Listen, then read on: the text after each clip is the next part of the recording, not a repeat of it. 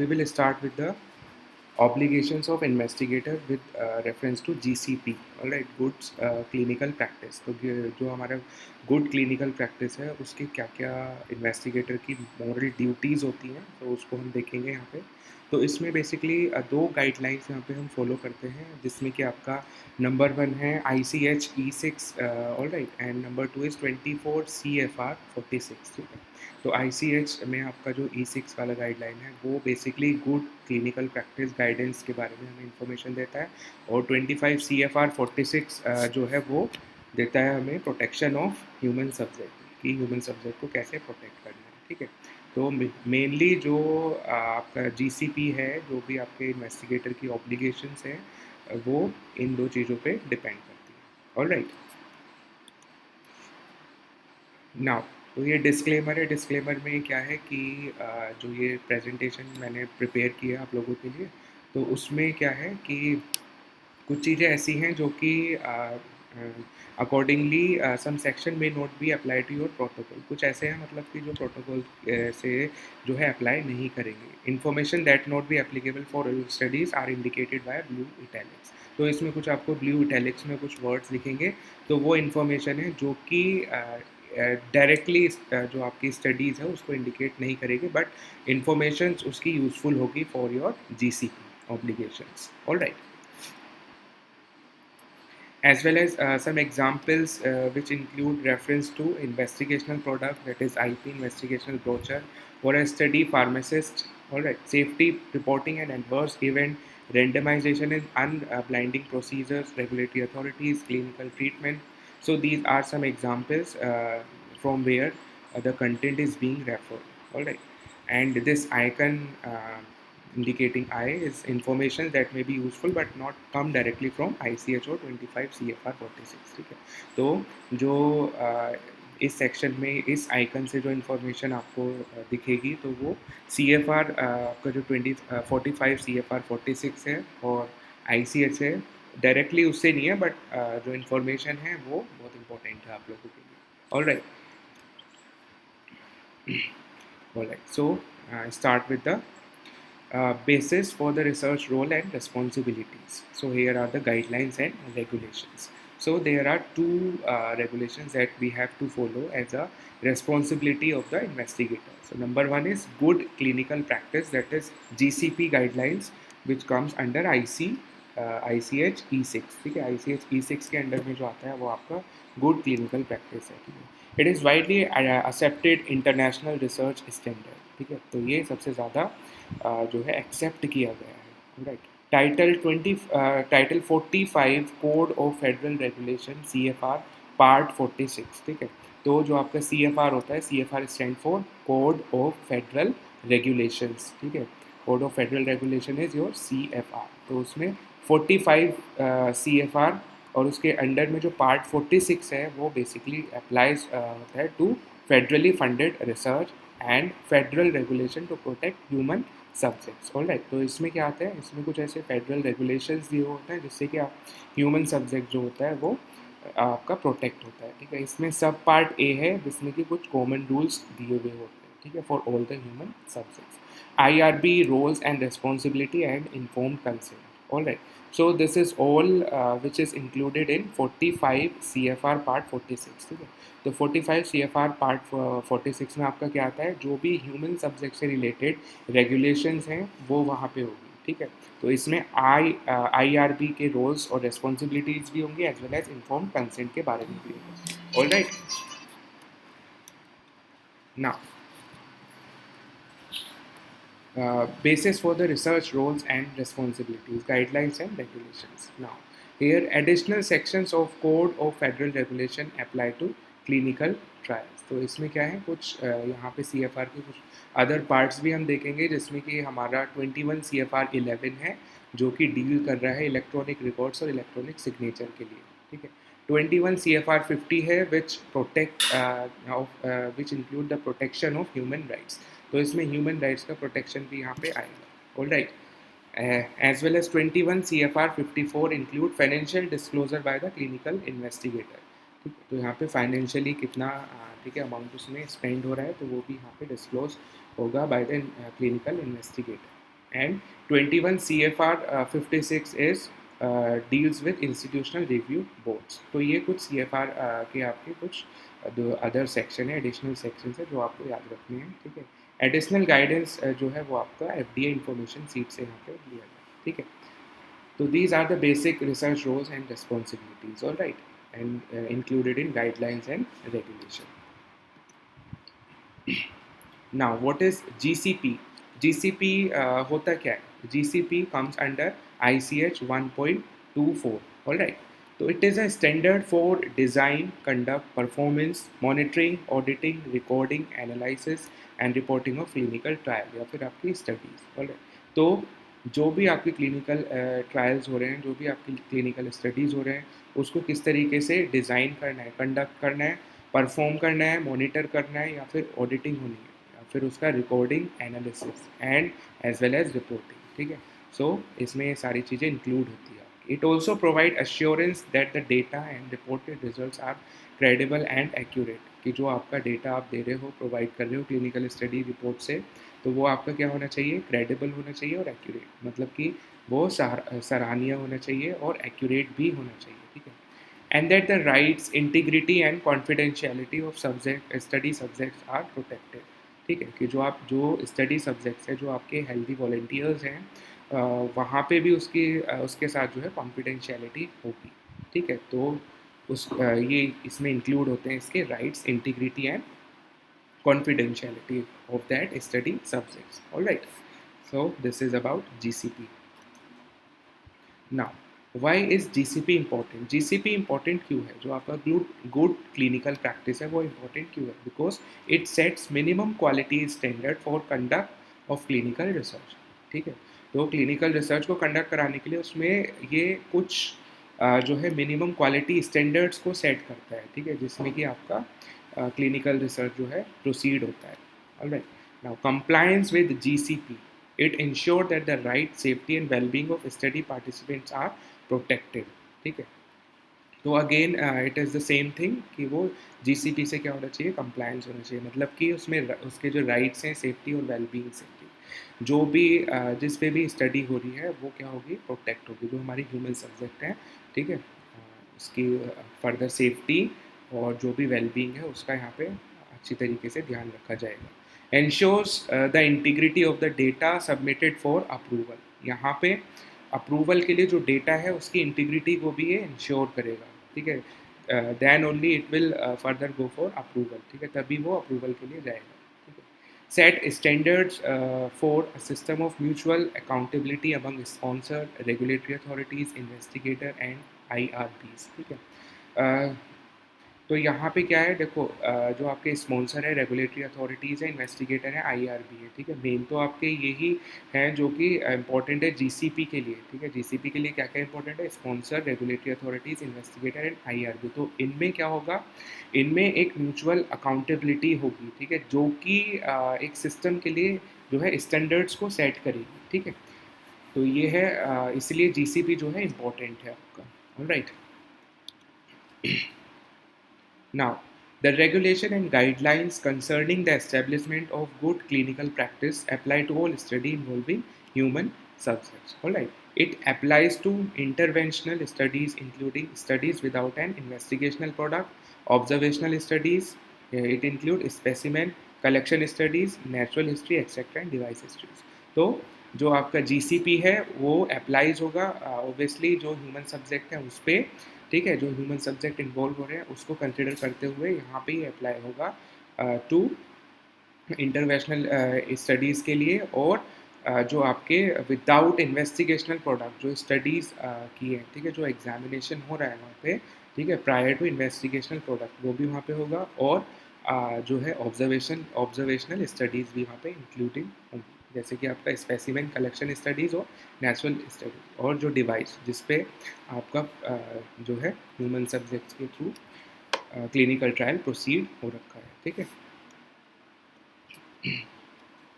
Now the common rule come under 45 CFR 46 सब parts A, ठीक है। तो ये क्या है, 45 CFR का पार्ट 46 और उसका सब पार्ट A, उसमें आता है आपका कॉमन रूल, ठीक है। तो it is specific to research involving human subjects conducted और funded by the DHHS। DHHS stand for department of human health and services. ठीक है, तो इसमें आपका जो सब पार्ट ए है, ठीक है, सब part A include common rule. ठीक है, 45 CFR 46 का जो सब पार्ट ए है वो कॉमन रूल है। ठीक है, जो इंक्लूड करता है क्या कि ह्यूमन सब्जेक्ट्स पे जो रिसर्च हो रही है वो स्पेसिफिक होनी चाहिए। ठीक है, स्पेसिफाई होनी चाहिए वहाँ पे, and conducted and funded by DHHS। ठीक है, जो आपका department of human health and services है उसके द्वारा। Federal policy for the protection of human subject को प्रोटेक्ट करने के लिए एक फेडरल पॉलिसी जो है वहाँ पे होगी। ठीक है, design to make uniform human subject protection across all federal agencies and departments. ठीक है, so it is all about the human subject protection. ठीक है, तो ह्यूमन सब्जेक्ट को प्रोटेक्ट करने के लिए फेडरल पॉलिसी यहाँ पे बनाई जाएगी और उसको अच्छी तरीके से लागू भी किया जाएगा। ठीक है, so it comes under the common rule. ठीक है, विच itself comes under 45 CFR 46 subpart A. All right. Now, PI commitments मतलब जो आपका प्रोडक्ट इन्वेस्टिगेटर है उसके क्या क्या कमिटमेंट्स हैं। ठीक है, सो इसमें आता है आपका investigator qualifications and agreements. It comes under ICH 4.1। All right, then properly qualified to assume responsibility for conduct of the study. जो आपका इन्वेस्टिगेटर है वो क्वालिफाइड होना चाहिए जिससे कि आपका स्टडी जो है वो अच्छे से वहाँ पे अज्यूम हो सके। ठीक है, स्टार्ट हो सके। Thoroughly familiar with the investigational product and its appropriate use. जो इन्वेस्टिगेशनल प्रोडक्ट वहाँ पे है तो उससे वो फैमिलियर होना चाहिए। ठीक है, जो भी उसके आउटकम्स होंगे, जो भी उसके साइड इफेक्ट्स होंगे उससे, और जो उसका यूज़ है उससे भी। Willing to comply with GCP and applicable regulation and be prepared for audits and monitoring। ठीक है, अगर कोई ऑडिट या मॉनिटरिंग हो रहा है तो उसके पास जितना भी डेटा है वो जो है कंप्लाई होना चाहिए GCP से और रेगुलेशंस के द्वारा। ठीक है, मेंटेन डेलीगेशन ऑफ रिस्पॉन्सिबिलिटी। तो वहाँ पे जो भी रिस्पॉन्सिबिलिटी होगी वो भी मेंटेन करेगा जो आपका प्रोडक्ट इन्वेस्टिगेटर है। All right, now PI commitment also include adequacy of resources, which comes under ICH 4.2. So it includes the ability to recruit in sufficient number and on time। ठीक है, तो यहाँ पे क्या होगा कि जो ह्यूमन सब्जेक्ट यहाँ पे आएंगे स्टडी के लिए तो वो सफिशिएंट नंबर में आने इंक्लूड होंगे और टाइम पे भी वो आएंगे यहाँ पे। Sufficient time to complete the study, adequate number of qualified staff and adequate facility to complete the study। Again the same thing, यहाँ पे क्या होगा कि जो आपका ह्यूमन सब्जेक्ट होगा उसको जो उसका नंबर वहाँ पे रिक्रूट होगा वो भी ठीक है ठीक ठाक होना चाहिए और समय पे होना चाहिए, और जो है आपका स्टडी टाइमली कंप्लीट हो जाना चाहिए। क्वालिफाइड स्टाफ और जो फैसिलिटीज़ है उसका नंबर भी आपका एडिक्वेट होना चाहिए। ठीक है, अप्रोप्रिएट होना चाहिए to complete the study. Staff who are well informed about the protocol, the IP मतलब जो आपका इन्वेस्टिगेशनल प्रोडक्ट है, एंड देयर स्टडी रिस्पॉन्सिबिलिटी। ठीक है, तो स्टाफ वैसा होना चाहिए जिसको उस प्रोटोकॉल के बारे में या फिर इन्वेस्टिगेशन प्रोडक्ट के बारे में पता हो। सो this is all about the adequacy of resources which comes under PI commitments. All right, now PI commitments also include medical care of trial participants. जो ट्रायल में पार्टिसिपेट कर रहा है उसकी मेडिकल केयर की भी ठीक है, मेडिकल की केयर भी करता है आपका कौन, जो PI है हमारा पर्सनल इन्वेस्टिगेटर जो है। ठीक है, तो it comes under ICH 4.3। It ensures that all trials related medical decisions are made by an investigator who is a qualified physician। ठीक है, तो जो इन्वेस्टिगेटर है, इन्वेस्टिगेटर को ये भी वहाँ पे इंश्योर करना है कि जो सब्जेक्ट है जिस पे ट्रायल चल रहा है वो under the examination of medical care. ठीक है, मेडिकल केयर वहाँ पे होगी with the help of a qualified physician की हेल्प से। ठीक है, it should provide adequate medical care for participant who experience adverse events. अगर किसी को एडवर्स इवेंट वहाँ पे हो रहा है तो उसकी मेडिकल केयर भी वहाँ पे होना ज़रूरी है, तो उसको इंश्योर करेगा आपका personal investigator. Notify the participants primary physician of his और हर पार्टिसिपेशन। ठीक है, पार्टिसिपेंट को वो बताएगा भी कि आपका जो फिजिशियन है वो क्या है, कौन है। ठीक है, और आपको किस तरीके से उसको नोटिफाई करना है। ठीक है, तो वो भी वो बताएगा। Make an effort to learn why participants withdraw. ठीक है। तो यहाँ पे अगर कोई पार्टिसिपेंट विड्रॉ कर रहा है उस स्टडी से, क्लिनिकल ट्रायल की स्टडी से, तो उसको वहाँ पे कुछ एफर्ट्स भी क्रिएट करने हैं, ठीक है, ये पता लगाने के लिए कि ऐसा क्या रीज़न है that participants are withdrawing from the clinical trial. All right, so it is also the commitment of PI, that is personal investigator. Now, communication with the IRB and IEC. ठीक है, it also comes under personal investigator commitments, which comes under ICH 4.4. ठीक है, so it includes the communication with IRB. IRB मतलब Investigational Review Board और Investigational Ethics Committee. All right. It obtain written approval before the study begins. So study होने से पहले वो written में एक approval लेगा वहाँ से, ठीक है, किससे लेगा? IRB से. Provide the IRB with the current investigator brochure. तो वहाँ पे इन्वेस्टिगेटर का ब्रोचर भी वो देगा IRB को, ठीक है, सो दैट IRB के पास सफिशेंट डेटा हो, सफिशेंट नॉलेज हो अबाउट दैट इन्वेस्टिगेटर कि जो स्टडी करने जा रहा है कि वो रिलायबल है या नहीं है. Provide the IRB IEC with all document subject to its review throughout the trial. ठीक है, तो जो IRB को उसने डॉक्यूमेंट्स दिए हैं वो थ्रू आउट द ट्रायल जो है वो क्या होगा? रिव्यू होगा. ठीक है, so this is about the communication with the IRB. So it is also included in PI commitments, which comes under ICH 4.4. Now it also include compliance with the protocol. ठीक है, प्रोटोकॉल को जो compliance होता है, compliance with the protocol means to conduct the trial in compliance with the protocol. की जो trial होगा आपका वो प्रोटोकॉल्स के से कंप्लायंस होना चाहिए. ठीक है, मतलब कि प्रोटोकॉल्स के अकॉर्डिंग ही वो होना चाहिए. तो it comes under ICH 4.5. It deviate only with the agreement from the sponsor and prior review approval from the IRB IEC. ठीक है, तो ये क्या है कि जो प्रोटोकॉल है, अगर डेविएट प्रोटोकॉल जो है वो आपका डेविएट भी हो सकता है. ठीक है, जो आपने एग्रीमेंट्स किया था किसके साथ? स्पॉन्सर और ठीक है, स्पॉन्सर के साथ या फिर IRB के साथ जो आपने एग्रीमेंट किया था उससे प्रोटोकॉल डेविएट भी हो सकता है, पर अंडर सर्टेन कंडीशंस. कुछ ऐसी कंडीशंस ही होंगी जो प्रोटोकॉल से डेविएशन हो रहा है. ठीक है, तो वो हम नेक्स्ट स्लाइड में देखेंगे. Documents and explain all deviation. ठीक है, तो डॉक्यूमेंट भी यहाँ पे होगा और डेविएशंस को भी एक्सप्लेन करना पड़ेगा. ठीक है.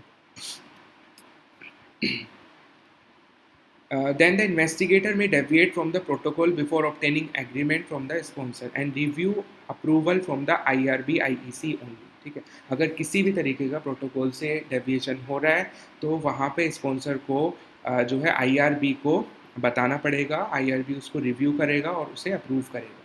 ये होगा कब? When the changes are logistical or administrative.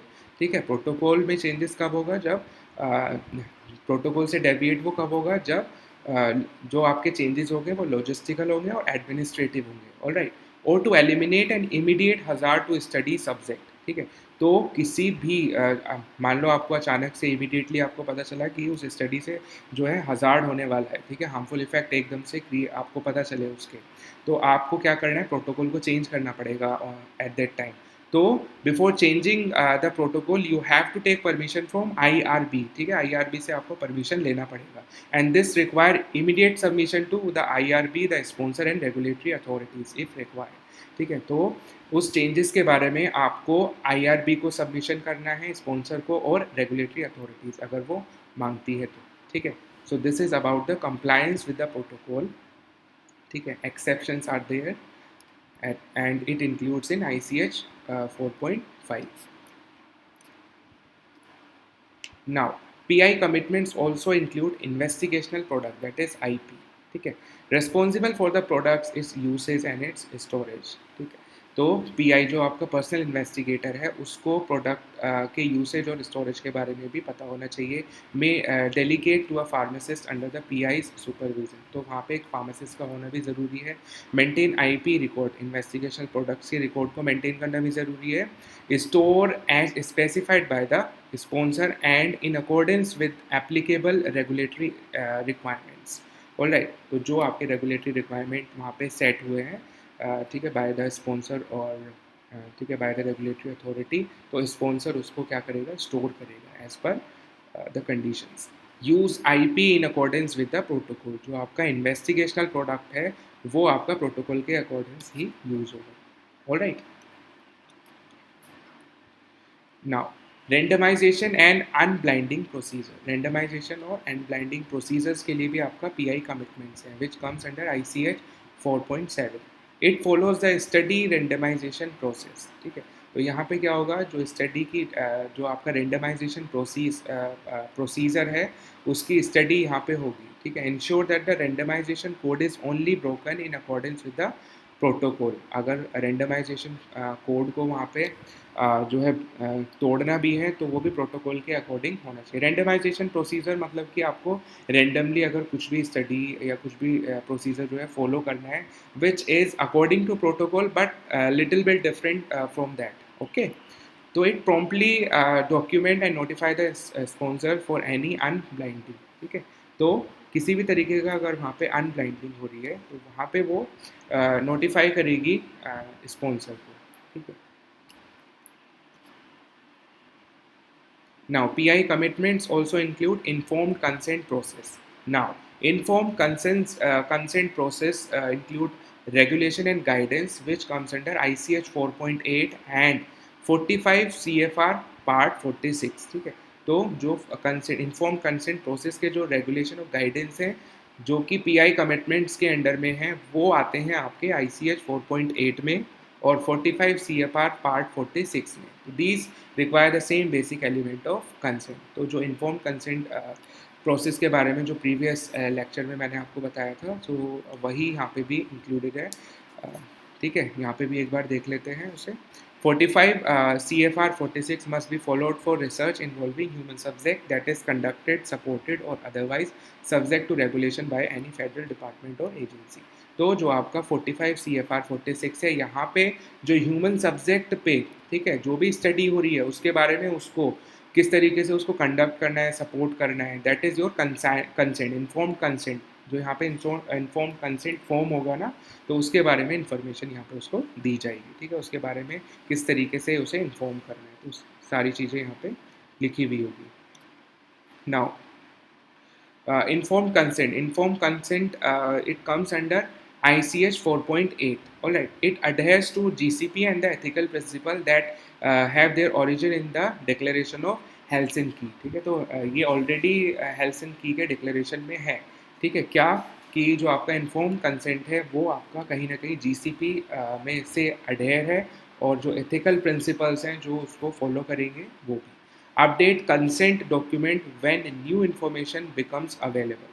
ठीक है, तो कंसेंट को अपडेट भी करना है जब आपके पास कोई नई इन्फॉर्मेशन वहाँ पे आएगी और अवॉइड करना है कंपल्सेशन और अनड्यू इन्फ्लुएंस। ठीक है, language that causes the participant to do without any legal rights. ठीक है, तो यहाँ पे इन्फॉर्म कंसेंट में आपको क्या इंक्लूड करना है, वही कंसाइज मैटर यहाँ पे होना चाहिए। जब भी स्पॉन्सर या फिर जो आपका पर्सनल इन्वेस्टिगेटर है वो डील करेगा ह्यूमन सब्जेक्ट के साथ तो एक तो वो कंपल्सेशन नहीं बताएगा उसको कि मतलब कि उसको इन्फ्लुएंस नहीं करेगा कि आपको इस स्टडी का पार्टिसिपेशन होना ही होना है। ठीक है, इसका पार्ट होना ही होना है, आपको ऐसा कुछ ज़रूरी नहीं है। ठीक है, तो it is as per the need of that volunteer. ठीक है, if he or she is interested to take part in that clinical trial then they can, otherwise unnecessarily pressurize नहीं किया जाएगा। तो और जो कंसेंटमेंट जो हमारा कंसेंटमेंट फॉर्म होगा उसकी लैंग्वेज भी बहुत ईजी होनी चाहिए जो कि वो अच्छे से समझ सके। ठीक है, now fully inform participant of all the pertinent aspects of the trial, trial के जो भी आस्पेक्ट्स है उसके बारे में बताना पड़ेगा। यूज़ ले एंड नॉन टेक्निकल लैंग्वेज, जो भी उसकी लोकल लैंग्वेज है वहाँ की जो उस पर्टिकुलर ह्यूमंस को समझ आ जाए उसमें उसको बताना होगा। Should be understandable to the subject. ठीक है, and it also include 8th grade reading level. It means कि जो नेटिव लैंग्वेज है जो भी उस ह्यूमंस को समझ में आती है तो उस लैंग्वेज में उसको बताना पड़ेगा जिससे कोई भी कन्फ्यूज़न जो है इन्वेस्टिगेटर और ह्यूमन सब्जेक्ट के बीच में क्रिएट ना हो। And it should provide enough time for participation to review the consent document and ask question. तो ह्यूमन सब्जेक्ट को से एक पर्टिकुलर टाइम पीरियड देना होगा। ठीक है, एक पर्टिकुलर सोचने की टाइम ड्यूरेशन देनी होगी उसको। ऐसा नहीं है कि इमीडिएट एक्शन शो करना है, नो। ठीक है, कोई एक तो सबसे पहले कोई प्रेशराइज नहीं करेगा। ठीक है, ह्यूमन सब्जेक्ट को ये चीज़ है। और सेकेंडली उसको एक पूरा समय देगा वहाँ पे उसको सोच समझने का जैसे भी है। तो अगर वो कोई आपसे क्वेश्चन आस्क कर रहा है तो उसके बारे में भी आपको उसकी क्वेरीज को सोल्व करना होगा, ठीक है। Now the consent document must be sign and dated, sign और डेटेड आपका होना चाहिए कंसेंट डॉक्यूमेंट, ठीक है।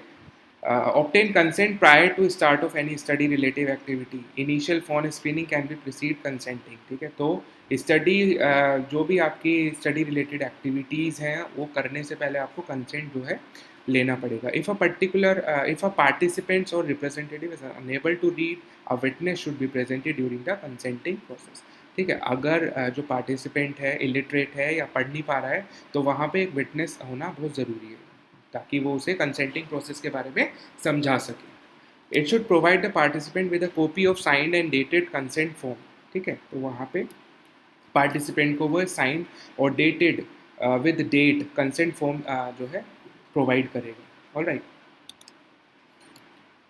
now the informed consent discussion and the consent document should include all essential and additional elements। तो जैसे कि प्रीवियस लेक्चर में हमने इन्फॉर्म कंसेंट के पढ़ा था कि जो इन्फॉर्म कंसेंट है उसके असेंशियल और एडिशनल एलिमेंट होते हैं वो भी यहाँ पे इंक्लूड होने चाहिए।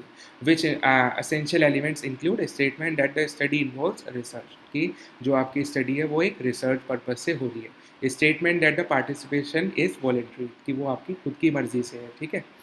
Information about purpose, duration and procedure, तो पर्पस क्या है उसका, कितना टाइम लगेगा उसमें और क्या प्रोसीजर उसके फॉलो होंगे, तो वो सब ह्यूमन सब्जेक्ट को बताएगा।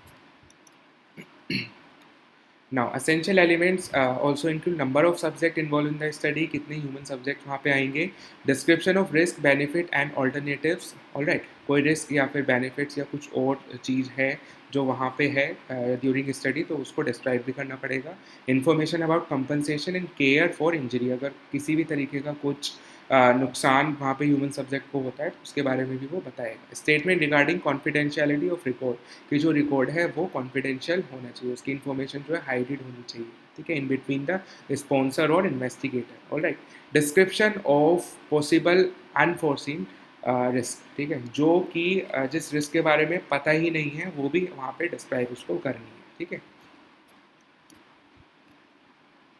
And essential elements also include circumstances for termination without subject consent, तो यहाँ पे टर्मिनेशन भी हो सकता है, ठीक है, तो उसके बारे में भी उसको बताना है, ठीक है। Consequences of withdrawing from the studies, अगर वो स्टडी से विड्रॉ करता है तो उसके क्या कॉन्सिक्वेंसेज हैं वो भी बताना है। Additional cost that may result from participation, participation से जो एडिशनल कोस्ट यहाँ पे आएगी उसके बारे में भी बताना है। Statement that new research findings will be shared, ठीक है। कॉन्टैक्ट इन्फॉर्मेशन फॉर क्वेश्चंस और कंसेंट, तो यहाँ पे ह्यूमन सब्जेक्ट्स को हर चीज़ जो है वो without any restriction, without hesitation हमें ह्यूमन सब्जेक्ट्स को यहाँ पे बताना है, ठीक है। Now, additional elements includes from the title 45 CFR 46.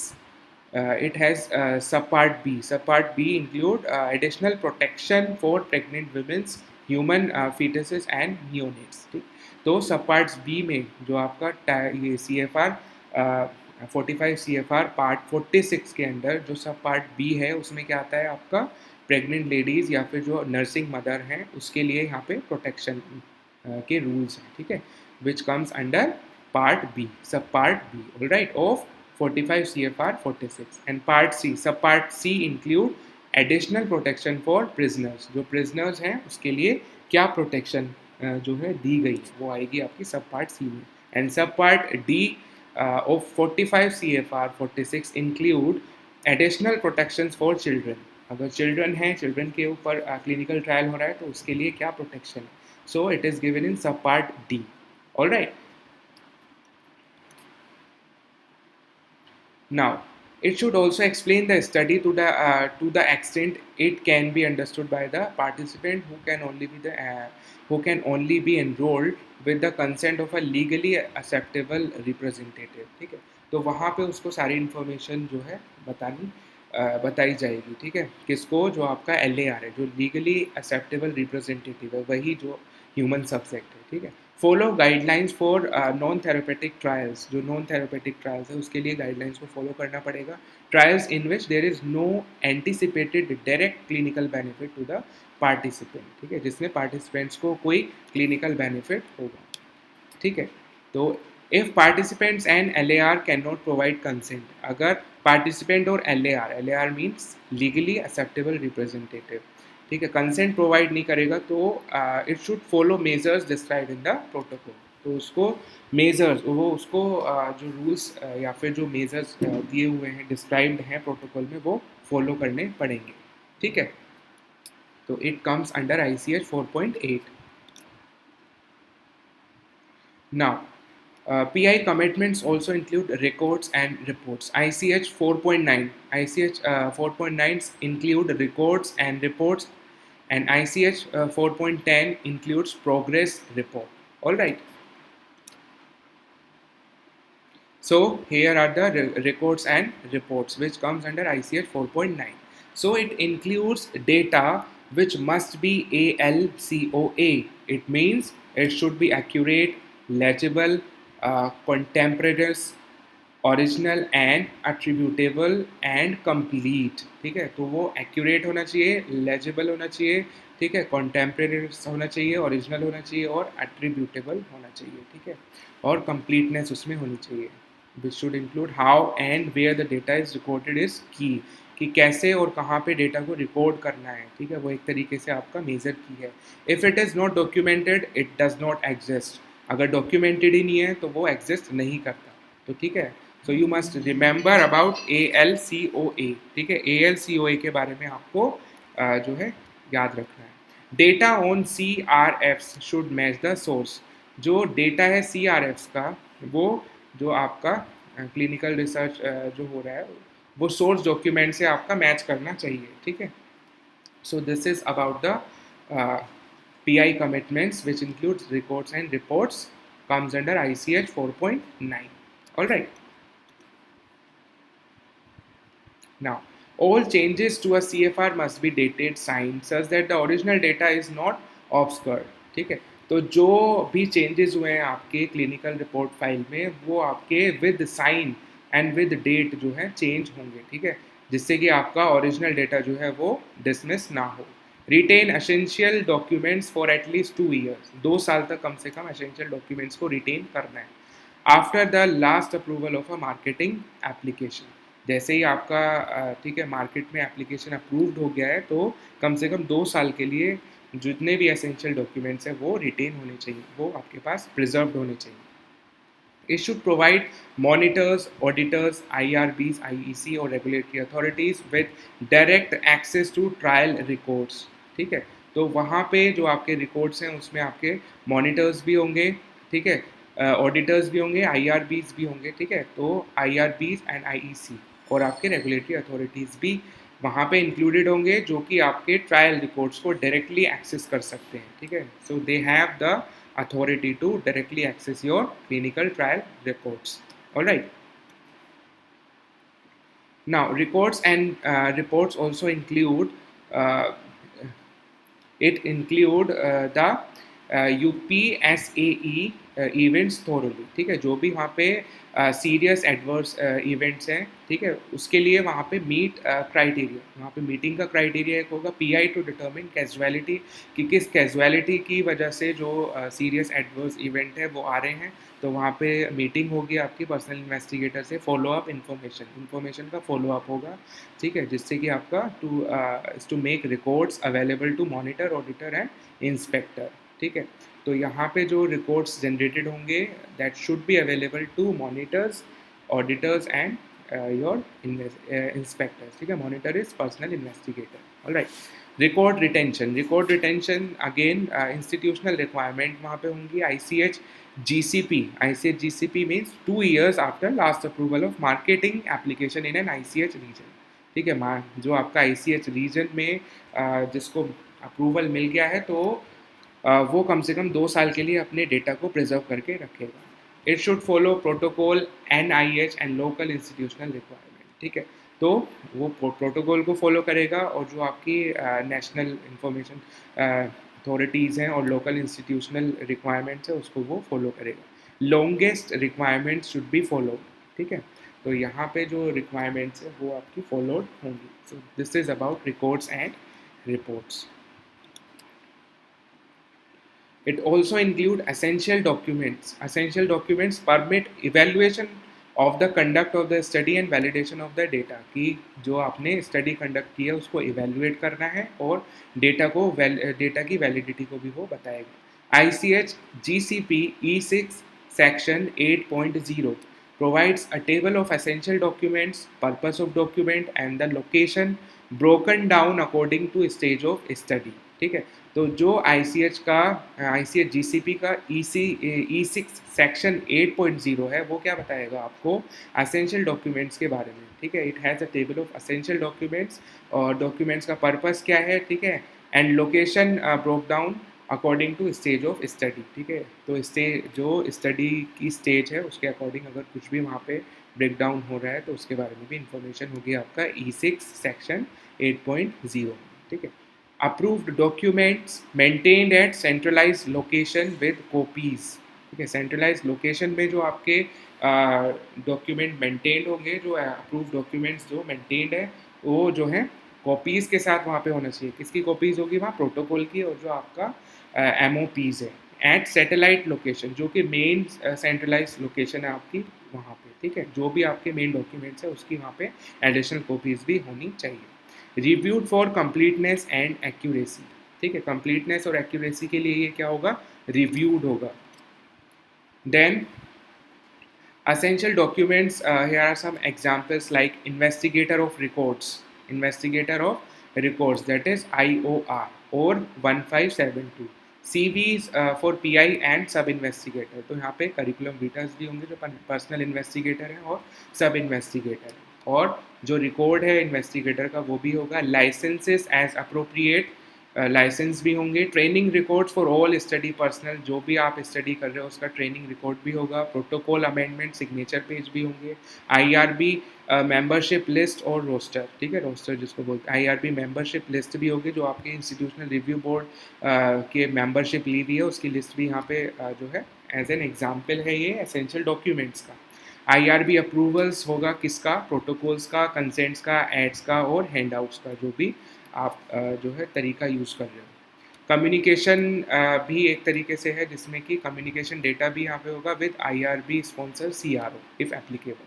CRO is clinical research officer. ठीक है. सो ये सब आपके एसेंशियल डॉक्यूमेंट्स के एग्जाम्पल्स हैं that comes under records and reports. So here PI commitments also includes progress reports to sponsor IRB IEC. ठीक है. तो प्रोग्रेस रिपोर्ट भी वहाँ पे उसको देना है. So it should submit a written report at least annually and in accordance with IRB's request. ठीक है. तो जैसे IRB रिक्वेस्ट करेगा तो उसके अकॉर्डिंग उसको कम से कम साल में एक बार तो रिटन रिपोर्ट देनी ही पड़ेगी. Submit a written report if there are changes that might significantly change the conduct of trial or increase risk to subject. अगर एक माइन्यूट चेंज भी वहाँ पे हो रहा है तो उसके लिए भी उसकी इंफॉर्मेशन भी वो IRB को सेंड करेगा. ठीक है. And PI commitments also include safety and safety reporting. So it comes under ICH 4.11, that is safety reporting, and ICH 4.12 it includes premature termination or suspension of a trial. So now here it is safety reporting that comes under PI commitments and it comes under ICH 4.11. So it immediately report all serious adverse event to the sponsor. Follow up with a written report. अगर कुछ भी वहाँ पे serious adverse event है तो उसको sponsor को एकदम से आपको बताना होगा. ठीक है. एक्सेप्शंस क्या है? SAEs, serious adverse events identified in protocol as not